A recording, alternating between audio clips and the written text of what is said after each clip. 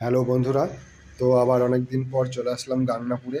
ও অনেক কয়েকদিন ধরে বায়না ধরছিল যে আমাকে একটা রিমোট কন্ট্রোল গাড়ি কিনে দাও। তো চলে আসলাম ফাইনালি গাংনাপুর পাগলা কাকার দোকানে। সবাই অনেকেই চেনে যারা আমাদের এলাকায় থাকে। পাগলা কাকার দোকান এটা। তো কাকু খুবই ভালো, অল্প দামে আমাদের অনেক জিনিস, অনেক গিফট উনি বিক্রি করেন। তো সঙ্গে একটা জলের বোতলও কিনে নিলাম।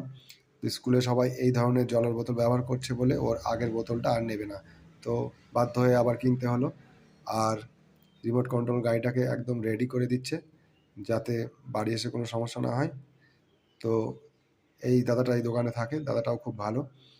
আর এই দোকানে অনেক খেলনা, অনেক কিছু গিফট পাওয়া যায়। তো ফাইনালি চেক করে নিল। চেক করা হয়ে গেলে আমরা বাড়ি চলে আসব।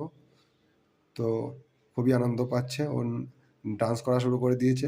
এবার প্যাকিং হয়ে গেল, এবার আমাদের বাড়ির দিকে যেতে হবে। তো বন্ধুরা, ভিডিওটা কেমন লাগলো? পাশে থেকো, সাথে থেকো।